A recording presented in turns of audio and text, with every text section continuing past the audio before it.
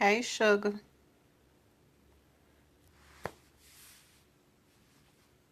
Okay, I'm gonna wait for you guys to come on in before I get started. And I won't be on here long. Hey, BB.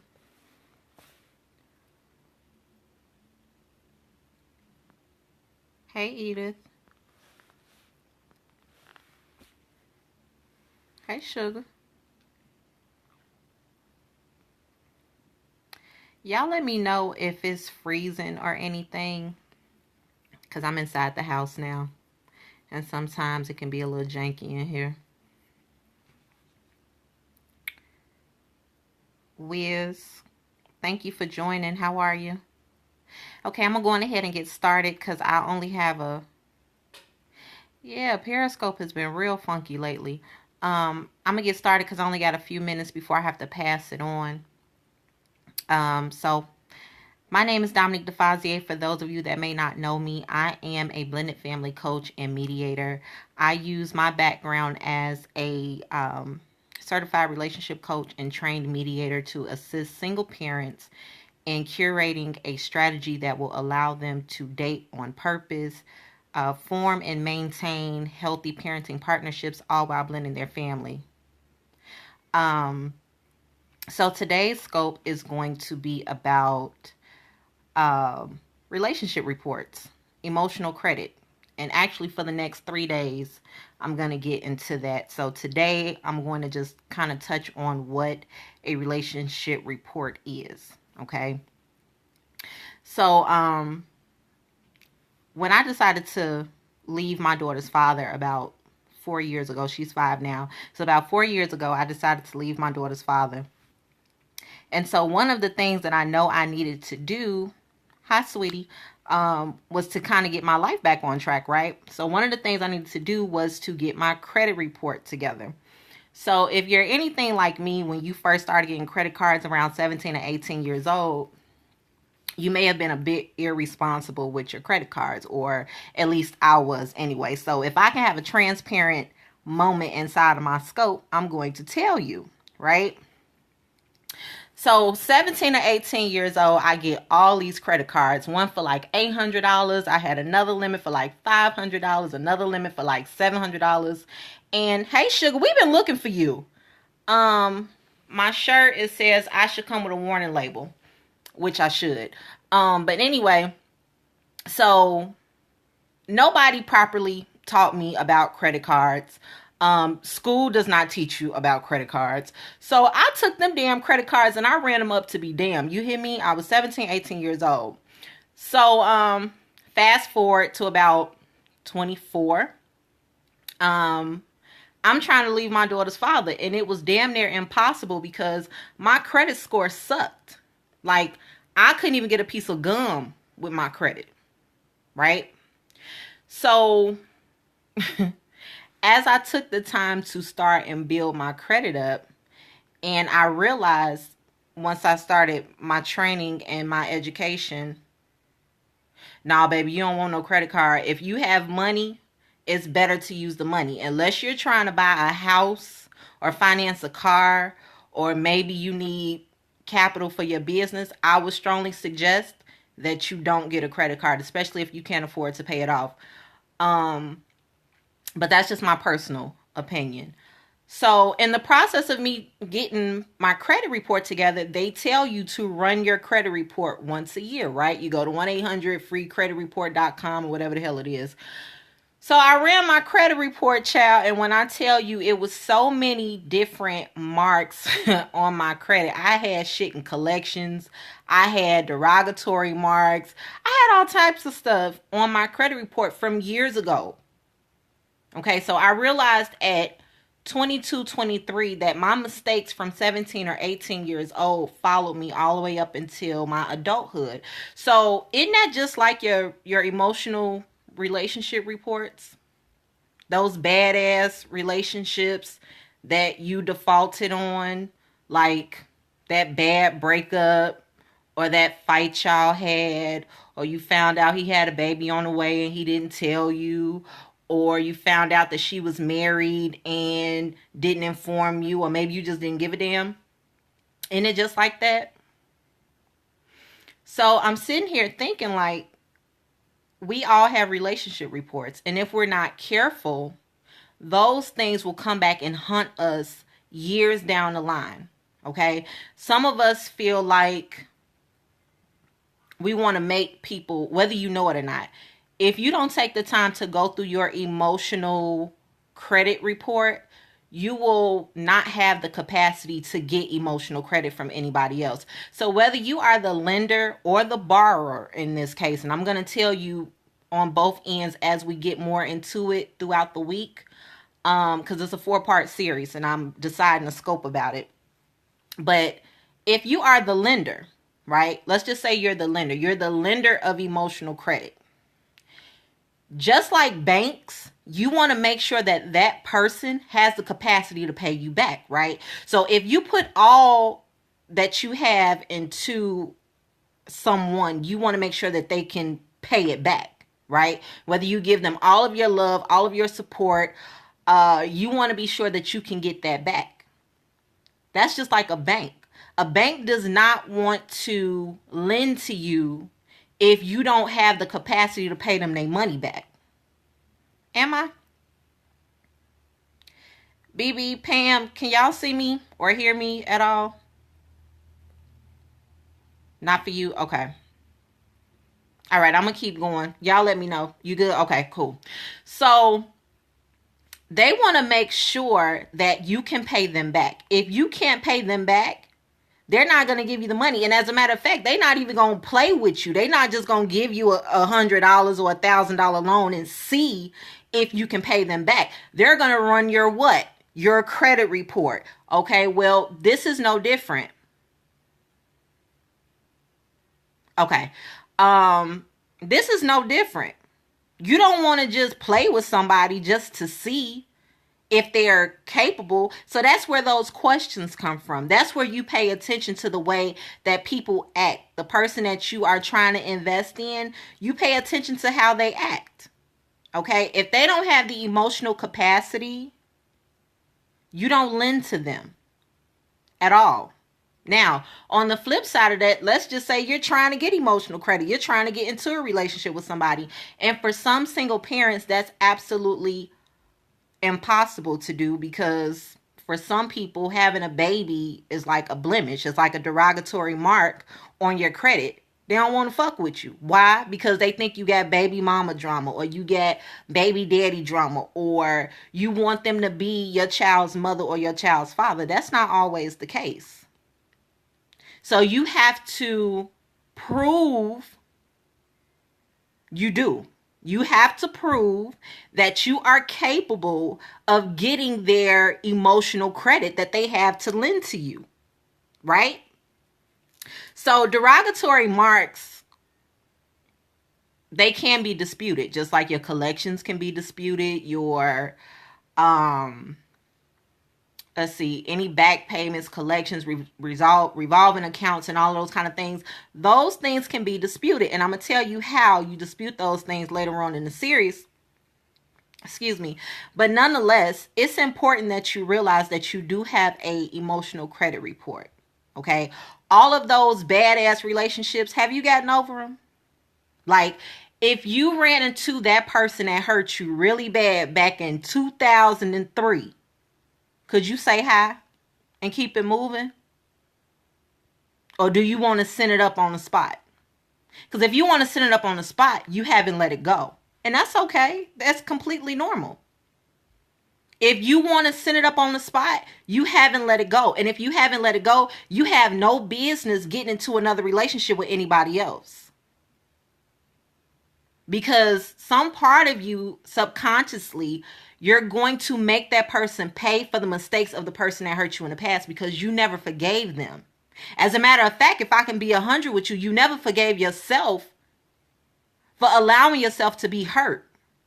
Because some of us, we're in terrible relationships.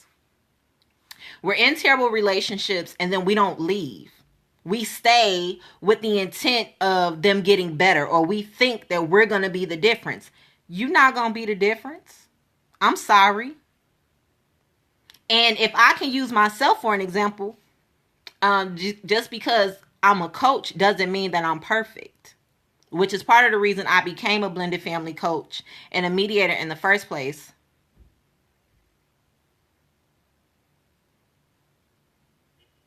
You said y'all was living in the same house together when you were 15. How that happen? Like, did y'all break up or something? And y'all was still living in the same house? So if I can use myself for an example, my daughter's father was married before he and I even got together. He had shown signs that he had not, and he was living with you all. Okay. So he has shown signs that he really hadn't forgave that woman for what she did to him. And instead of me paying attention to those signs, I went 5 years like that. So it was different things that showed up in our relationship that most people who had experience probably would have walked away after the first time. Instead, I stayed thinking that things were going to get better, or maybe it was just a figment of my imagination. I can tell you right now, red flags are like neon lights. It's not a figment of your imagination. Pay attention to that shit.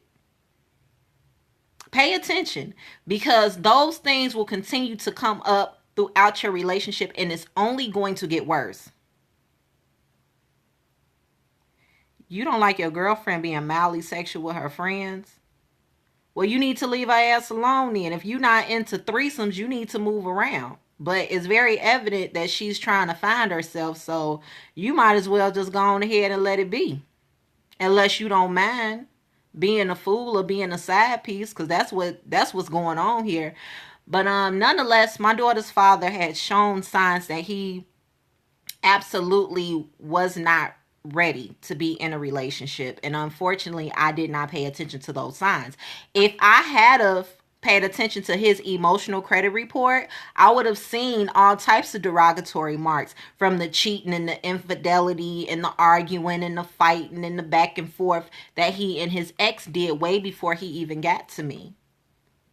But I didn't. And so I spent 5 years going back and forth, going through the motions with him, and never got anywhere. So the point is that everybody has an emotional credit report. So why are you still with it if you know she bisexual? That don't make no sense to me. Somebody block him. I don't have time for that today. Seriously. So anyway, like I was saying.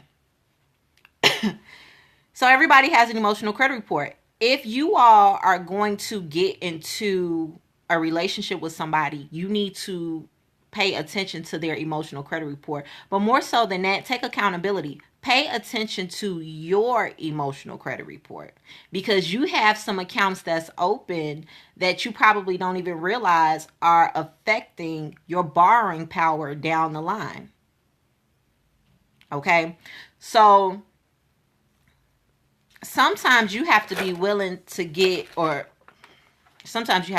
accept the apology that you never got. So say you're out and about and you see somebody that hurt your feelings, or they hurt you back in the day, and you never really get over it. What are you going to do? Keep dwelling on it? No, you don't keep dwelling on it. You accept that shit for what it is. They not going to apologize to you. There's a saying that hurt people, right? Well, healed people heal people. Let that person be. Let them go. Get your freedom back. Get your emotional freedom back. Get your peace back, so that when you do meet somebody, you're in a position where they can lend you emotional credit. They can look at you and talk to you and tell that you are worthy of what they have to offer you. As long as you're harboring on the past, and this is one thing I tell not just single parents, but single women and single men in general. When you go out on a date, and this is what I watch for.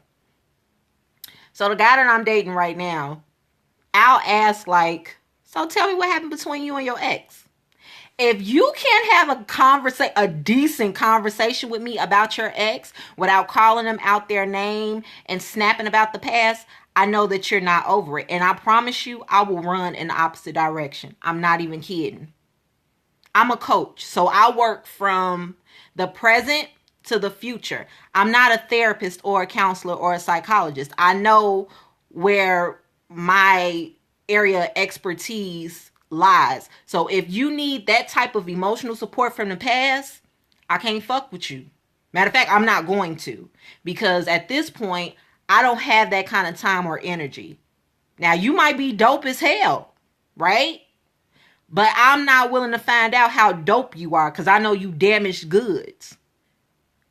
Anybody can ask me about my daughter's father, and I'm going to tell you, yeah, we had a shitty ass relationship, but I appreciate him for what he meant to my life at that point in time, and who he is to my daughter.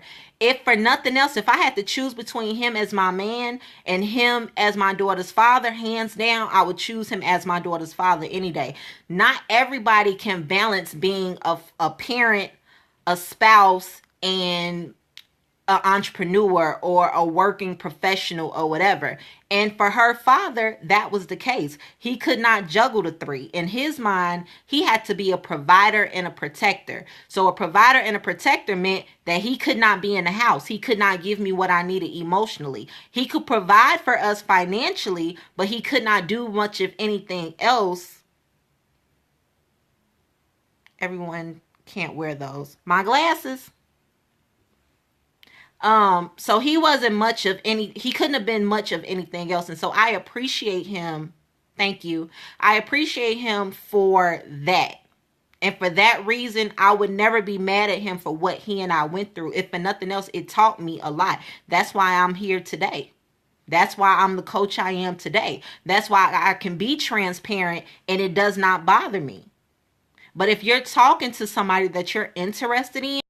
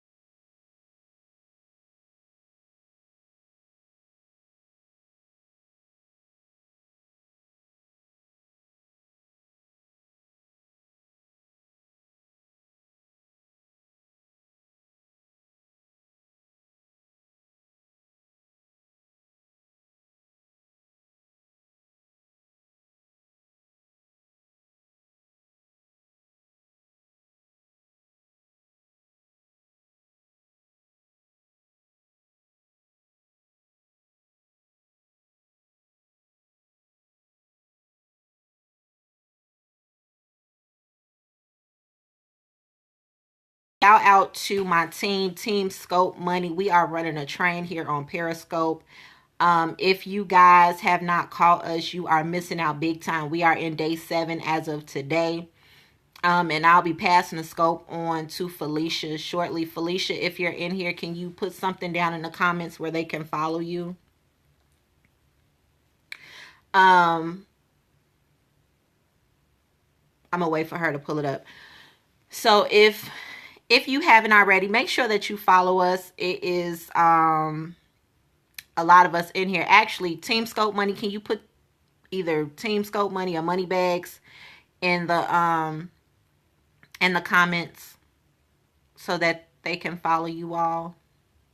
So if in fact this is you are having a problem with whether or not you are in a position to get emotional credit, or you are trying to lend emotional credit to somebody, you need to tune in the next 3 days. If you are a single parent and you are watching my scopes, I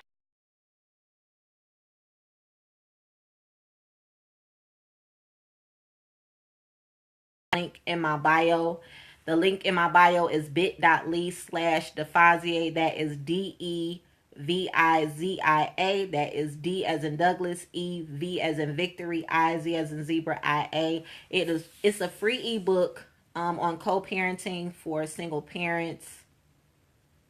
No, Periscope won't let us be great, girl. We've been fighting with Periscope for the last couple of days now, but it's all right. For my replay viewers, please make sure you tap up the screen. Give me some hearts. That little bald-headed guy down in the corner, that's my boyfriend. I love him, and he'll love you too, just as long as you follow me. You won't miss any of the goodness that's coming this week. I am on Facebook, baby. It's Defazier and Co.